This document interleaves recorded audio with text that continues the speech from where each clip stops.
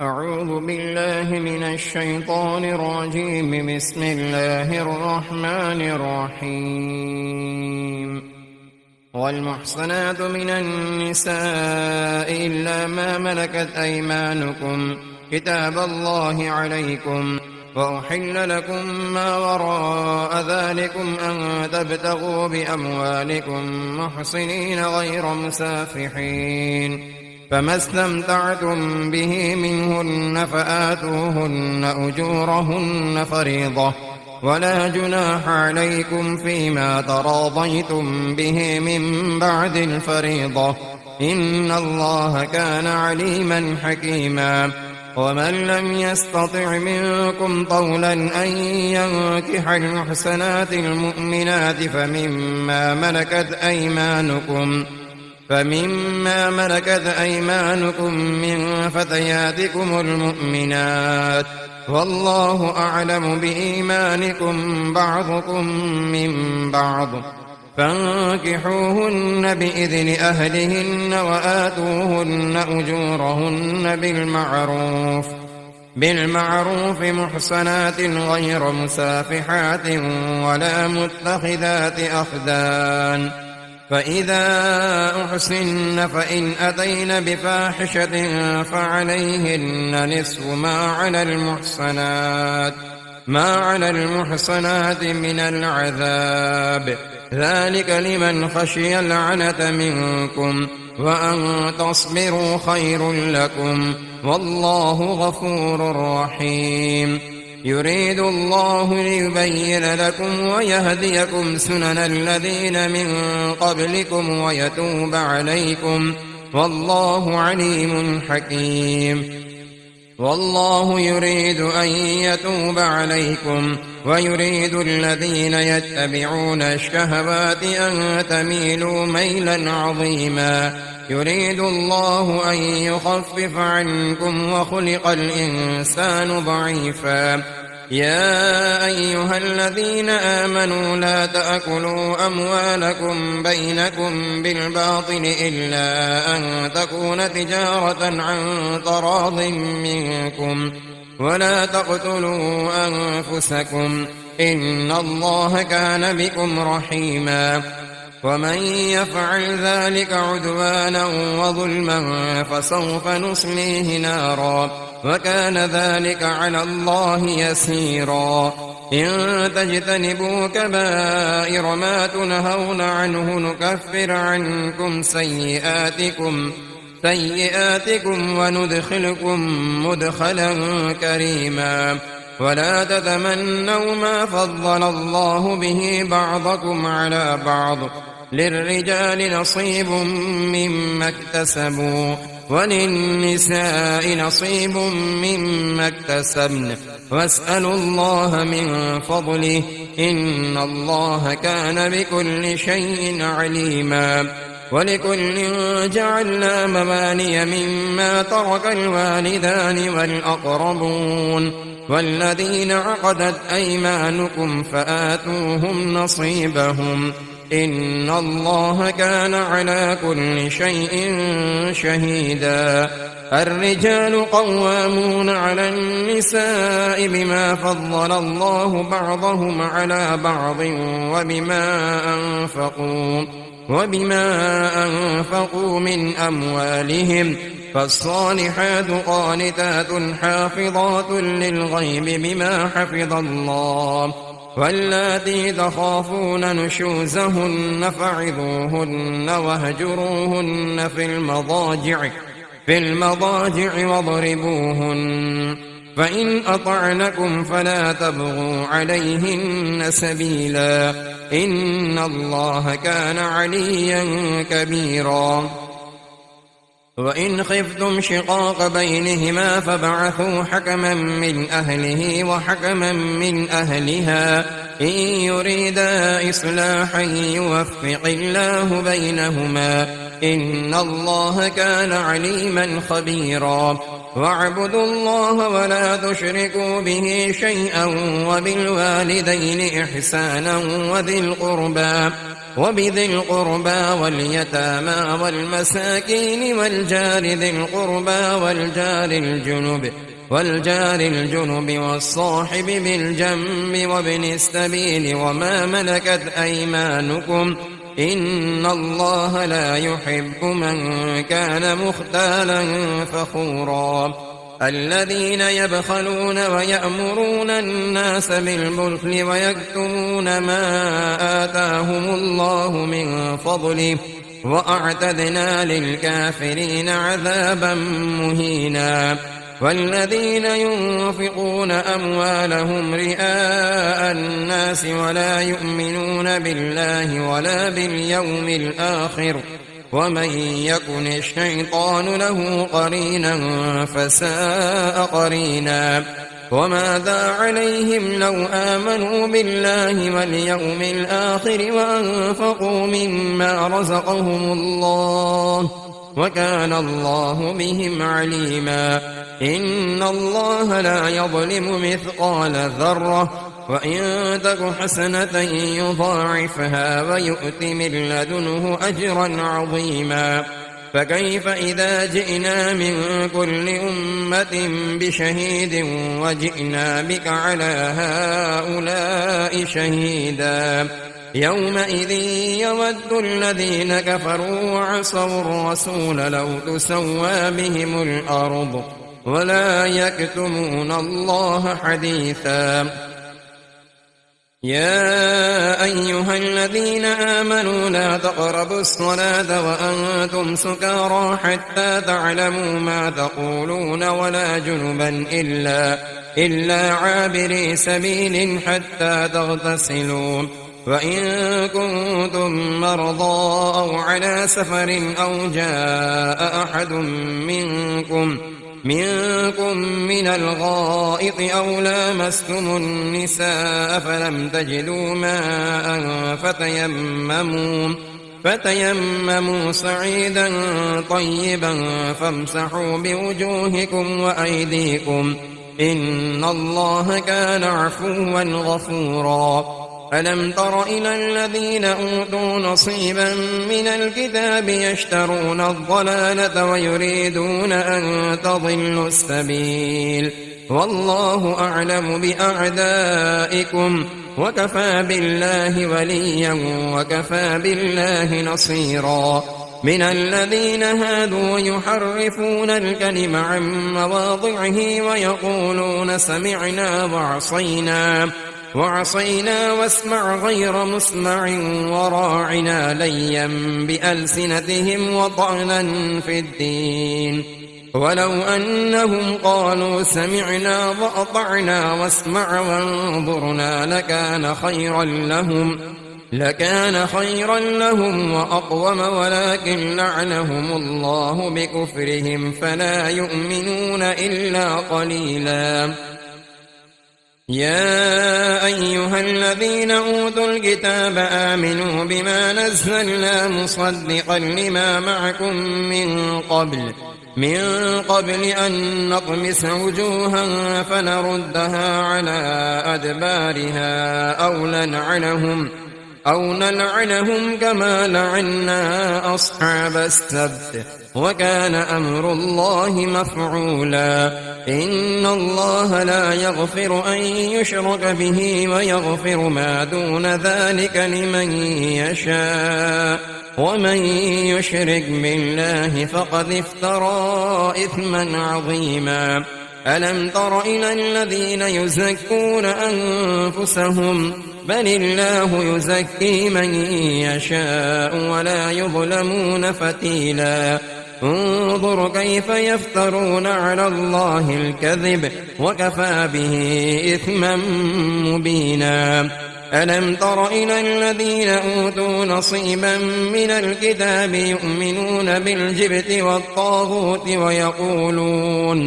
ويقولون للذين كفروا هؤلاء أهدى من الذين آمنوا سبيلا أولئك الذين لعنهم الله ومن يلعن الله فلن تجد له نصيرا أم لهم نصيب من الملك فإذا لا يؤتون الناس نقيرا أم يحسدون الناس على ما آتاهم الله من فضله فقد آتينا آل إبراهيم الكتاب والحكمة وآتيناهم ملكا عظيما فمنهم من آمن به ومنهم من صد عنه وكفى بجهنم سعيرا إن الذين كفروا بآياتنا سوف نصليهم نارا كلما نضجت جلودهم بدلناهم جلودا غيرها ليذوقوا العذاب إن الله كان عزيزا حكيما والذين آمنوا وعملوا الصالحات سندخلهم جنات تجري من تحتها الأنهار خالدين فيها أبدا لهم فيها أزواج مطهرة وندخلهم ظلا ظليلا إن الله يأمركم أن تؤدوا الأمانات إلى أهلها وإذا حكمتم بين الناس أن تحكموا بالعدل إن الله نعما يعظكم به إن الله كان سميعا بصيرا يا أيها الذين آمنوا أطيعوا الله وأطيعوا الرسول وأولي الأمر منكم فإن تنازعتم في شيء فردوه إلى الله والرسول إن كنتم تؤمنون بالله واليوم الآخر ذلك خير وأحسن تأويلا ألم تر إلى الذين يزعمون أنهم آمنوا بما أنزل إليك وما أنزل من قبلك يريدون أن يتحاكموا إلى الطاغوت وقد أمروا أن يكفروا به ويريد الشيطان أن يضلهم ضلالا بعيدا وإذا قيل لهم تعالوا إلى ما أنزل الله وإلى الرسول رأيت المنافقين يصدون عنك صدودا فكيف إذا أصابتهم مصيبة بما قدمت أيديهم ثم جاءوك يحلفون بالله إن أردنا إلا إحسانا وتوفيقا أولئك الذين يعلم الله ما في قلوبهم فأعرض عنهم وعظهم وقل لهم في أنفسهم قولا بليغا وما أرسلنا من رسول إلا ليطاع بإذن الله ولو أنهم إذ ظلموا أنفسهم جاءوك فاستغفروا الله واستغفر لهم الرسول لوجدوا الله توابا رحيما فلا وربك لا يؤمنون حتى يحكموك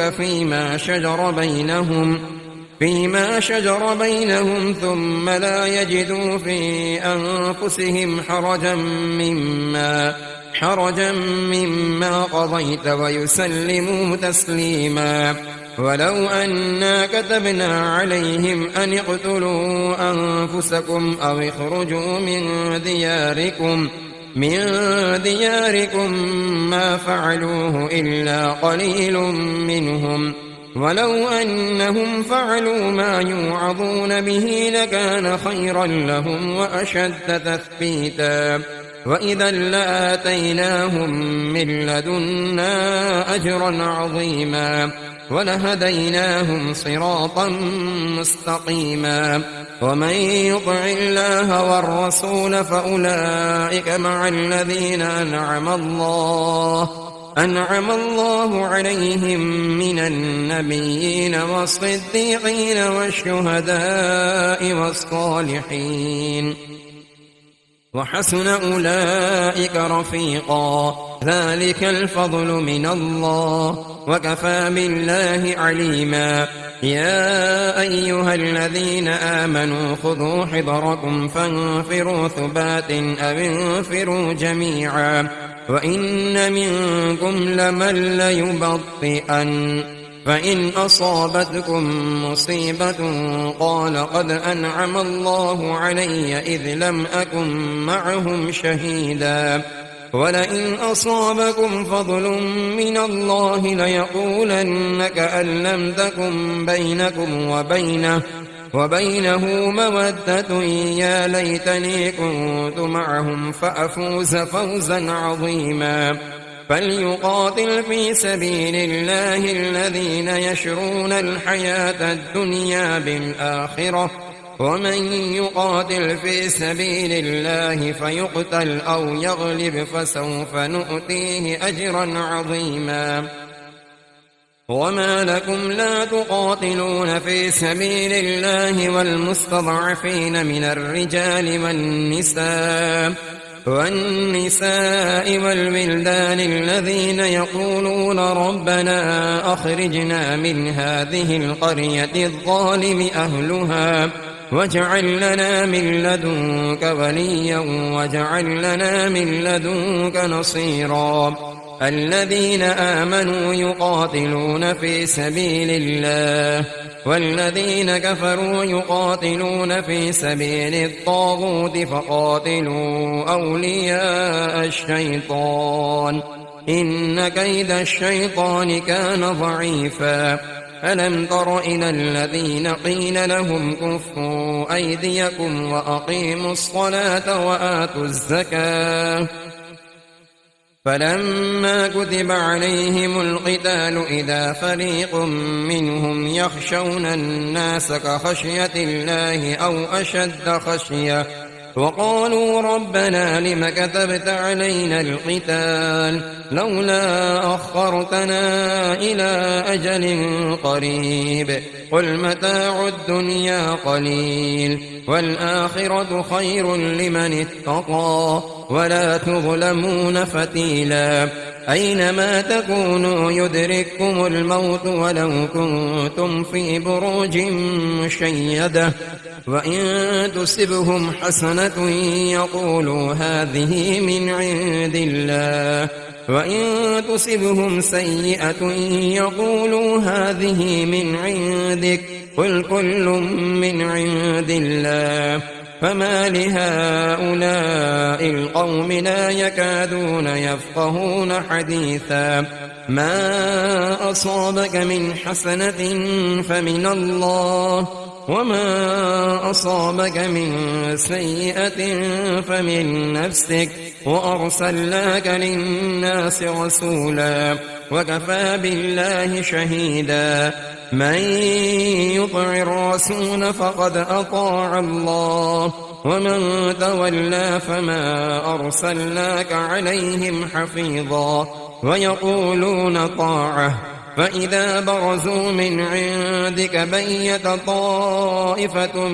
منهم غير الذي تقول والله يكتب ما يبيتون فأعرض عنهم وتوكل على الله وكفى بالله وكيلا فلا يتدبرون القرآن ولو كان من عند غير الله لوجدوا فيه اختلافا كثيرا وإذا جاءهم أمر من الأمن أو الخوف أذاعوا به ولو ردوه إلى الرسول وإلى أولي الأمر منهم لعلمه الذين يستنبطونه منهم ولولا فضل الله عليكم ورحمته لاتبعتم الشيطان إلا قليلا فقاتل في سبيل الله لا تكلف إلا نفسك وحرض المؤمنين عسى الله أن يكف بأس الذين كفروا والله أشد بأسا وأشد تنكيلا من يشفع شفاعة حسنة يكن له نصيب منها ومن يشفع شفاعة سيئة يكن له كفل منها وكان الله على كل شيء مقيتا وإذا حييتم بتحية فحيوا بأحسن منها أو ردوها إن الله كان على كل شيء حسيبا الله لا إله إلا هو ليجمعنكم إلى يوم القيامة لا ريب فيه ومن أصدق من الله حديثا فما لكم في المنافقين فئتين والله أركسهم بما كسبوا أتريدون أن تهدوا من أضل الله ومن يضلل الله فلن تجد له سبيلا ودوا لو تكفرون كما كفروا فتكونون سواء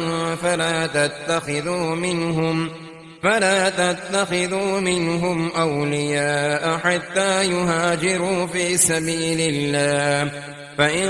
تولوا فخذوهم واقتلوهم حيث وجدتموهم ولا تتخذوا منهم وليا ولا نصيرا إلا الذين يصلون إلى قوم بينكم وبينهم ميثاق أو جاءوكم حصرت صدورهم أن يقاتلوكم أو يقاتلوا قومهم ولو شاء الله لسلطهم عليكم فلقاتلوكم فإن اعتزلوكم فلم يقاتلوكم وألقوا إليكم السلم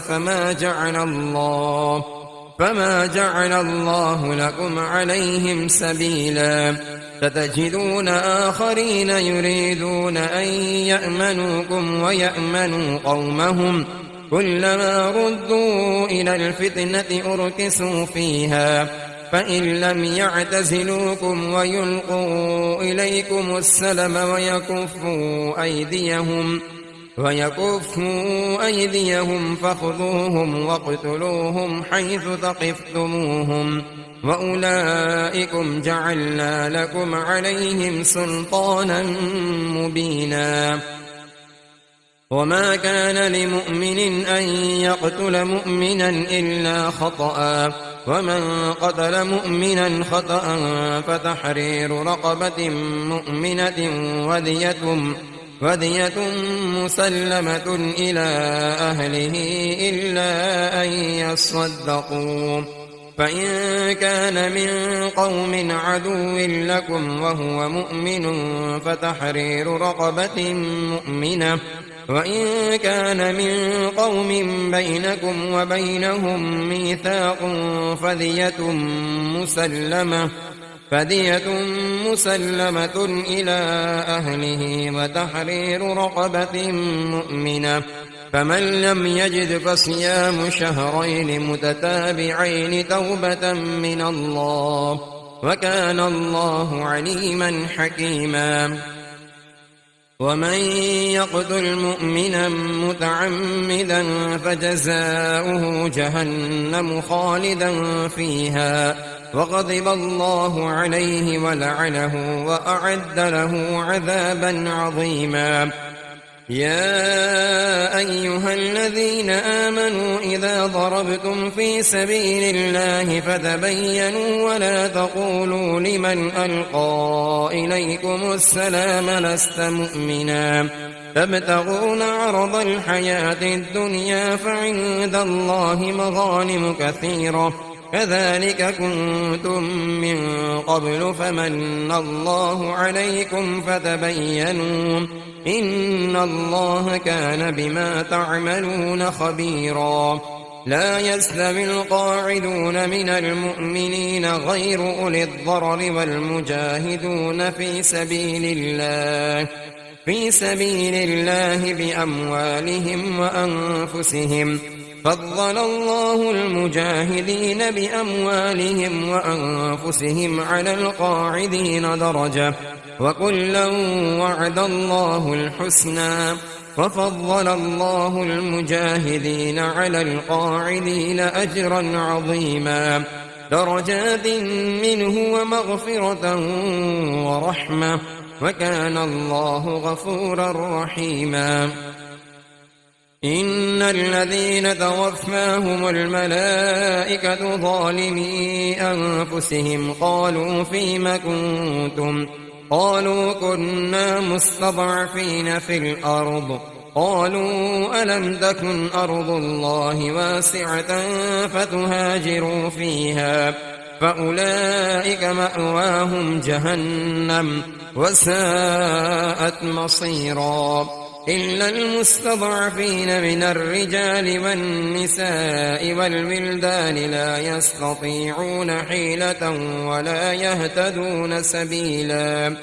فأولئك عسى الله أن يعفو عنهم وكان الله عفوا غفورا ومن يهاجر في سبيل الله يجد في الأرض مراغما كثيرا وسعة ومن يخرج من بيته مهاجرا إلى الله ورسوله ثم يدركه الموت فقد وقع أجره على الله وكان الله غفورا رحيما وإذا ضربتم في الأرض فليس عليكم جناح أن تقصروا من الصلاة إن خفتم أن يفتنكم الذين كفروا إن الكافرين كانوا لكم عدوا مبينا وإذا كنت فيهم فأقمت لهم الصلاة فلتكن طائفة منهم معك وليأخذوا أسلحتهم فإذا سجدوا فليكونوا من ورائكم ولتأت طائفة أخرى لم يصلوا فليصلوا معك وليأخذوا حذرهم وأسلحتهم وَدَّ الذين كفروا لو تغفلون عن أسلحتكم وأمتعتكم فيميلون عليكم ميلة واحدة ولا جناح عليكم إن كان بكم أذى من مطر أو كنتم مرضى أن تضعوا أسلحتكم وخذوا حذركم إن الله أعد للكافرين عذابا مهينا فإذا قضيتم الصلاة فاذكروا الله قياما وقعودا وعلى جنوبكم فإذا اطمأننتم فأقيموا الصلاة إن الصلاة كانت على المؤمنين كتابا موقوتا ولا تهنوا في ابتغاء القوم إن تكونوا تألمون فإنهم يألمون كما تألمون وترجون من الله ما لا يرجون وكان الله عليما حكيما إنا أنزلنا إليك الكتاب بالحق لتحكم بين الناس بما أراك الله ولا تقل للخائنين خصيما واستغفر الله إن الله كان غفورا رحيما ولا تجادل عن الذين يختانون أنفسهم إن الله لا يحب من كان خوانا أثيما يستخفون من الناس ولا يستخفون من الله وهو معهم إذ يبيتون ما لا يرضى من القول وكان الله بما يعملون محيطا ها أنتم هؤلاء جادلتم عنهم في الحياة الدنيا فمن يجادل الله عنهم يوم القيامة أم من يكون عليهم وكيلا ومن يعمل سوءا أو يظلم نفسه ثم يستغفر الله يجد الله غفورا رحيما ومن يكسب إثما فإنما يكسبه على نفسه وكان الله عليما حكيما ومن يكسب خطيئة أو إثما ثم يرمي به بريئا فقد احتمل بهتانا وإثما مبينا. ولولا فضل الله عليك ورحمته لهمت طائفة منهم أن يضلوك وما يضلون إلا أنفسهم وما يضرونك من شيء. وأنزل الله عليك الكتاب والحكمة وعلمك ما لم تكن تعلم وكان فضل الله عليك عظيما. لا خير في كثير من نجواهم إلا من أمر بصدقة أو معروف أو إصلاح بين الناس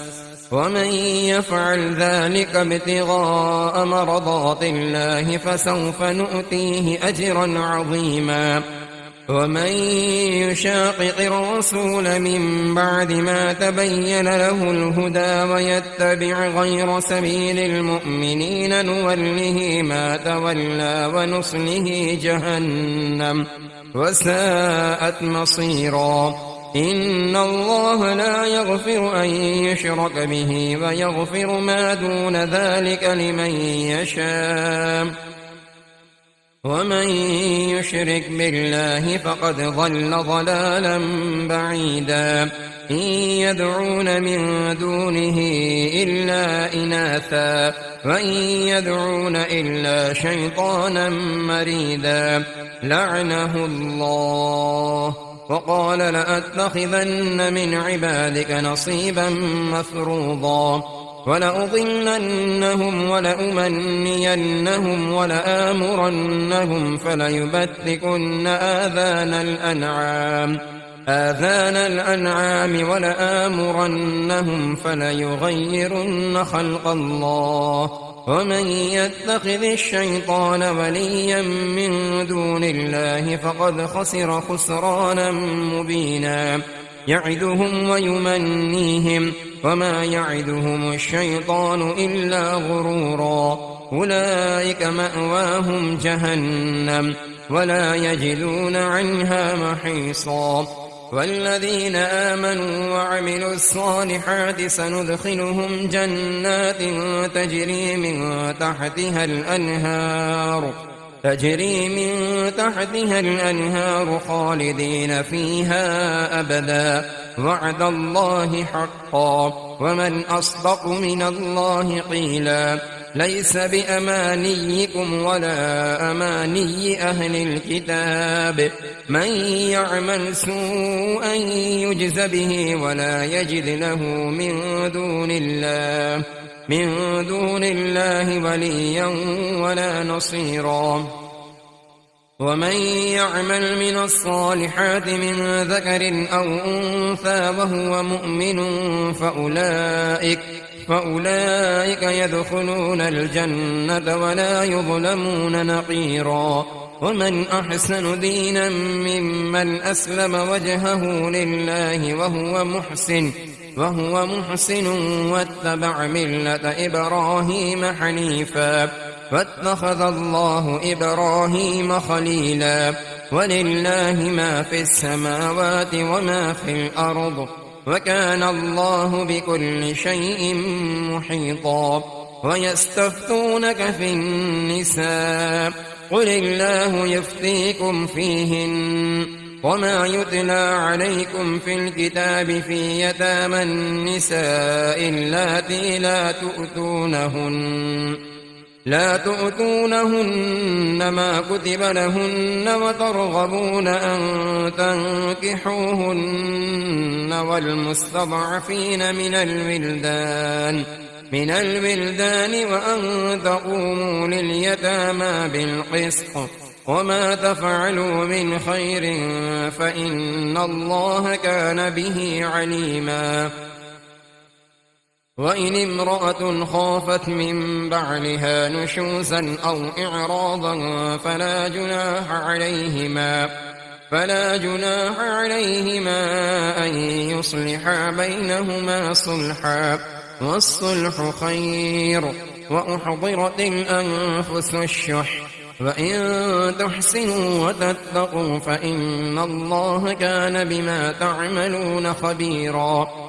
ولن تستطيعوا أن تعدلوا بين النساء ولو حرصتم، فلا تميلوا كل الميل فتذروها كالمعلقة، وإن تصلحوا وتتقوا فإن الله كان غفورا رحيما.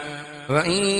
يتفرقا يغن الله كلا من سعته، وكان الله واسعا حكيما. ولله ما في السماوات وما في الأرض. ولقد وصينا الذين أوتوا الكتاب من قبلكم وإياكم أن اتقوا الله، وإن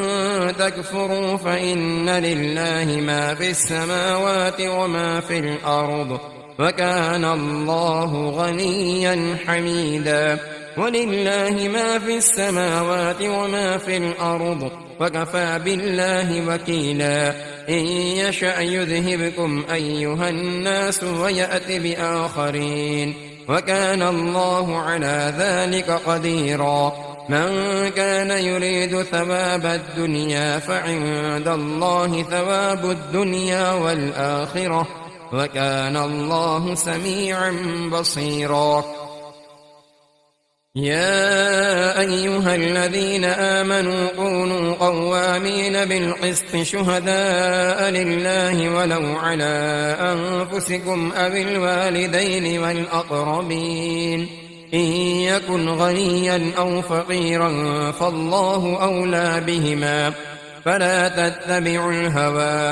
أن تعدلوا، وإن تلووا أو تعرضوا فإن الله كان بما تعملون خبيرا. يا أيها الذين آمنوا بالله ورسوله والكتاب الذي نزل على رسوله والكتاب الذي أنزل من قبل، ومن يكفر بالله وملائكته وكتبه ورسله واليوم الآخر فقد ضل ضلالا بعيدا. إن الذين آمنوا ثم كفروا ثم آمنوا ثم كفروا ثم ازدادوا كفرا لم يكن الله ليغفر لهم ولا ليهديهم سبيلا.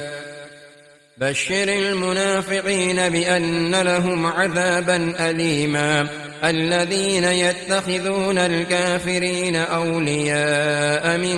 دون المؤمنين أيبتغون عندهم العزة فإن العزة لله جميعا. وقد نزل عليكم في الكتاب أن إذا سمعتم آيات الله يكفر بها ويستهزأ بها فلا تقعدوا معهم حتى يخوضوا في حديث غيره إنكم إذا مثلهم. إن الله جامع المنافقين والكافرين في جهنم جميعا. الذين يتربصون بكم فإن كان لكم فتح من الله قالوا ألم نكن معكم، وإن كان للكافرين نصيب قالوا ألم نستحوذ عليكم ونمنعكم من المؤمنين. فالله يحكم بينكم يوم القيامة ولن يجعل الله للكافرين على المؤمنين سبيلا. إن المنافقين يخادعون الله وهو خادعهم وإذا قاموا إلى الصلاة قاموا كسالى يراءون الناس ولا يذكرون الله إلا قليلا مذبذبين بين ذلك لا إله هؤلاء ولا إله هؤلاء ومن يضلل الله فلن تجد له سبيلا. يا أيها الذين آمنوا لا تتخذوا الكافرين أولياء من دون المؤمنين أتريدون أن تجعلوا لله عليكم سلطانا مبينا إن المنافقين في الدرك الأسفل من النار ولن تجد لهم نصيرا إلا الذين تابوا وأصلحوا واعتصموا بالله وأخلصوا دينهم لله فأولئك مع المؤمنين وسوف يؤتي الله المؤمنين أجرا عظيما ما يفعل الله بعذابكم إن شكرتم وآمنتم وكان الله شاكرا عليما.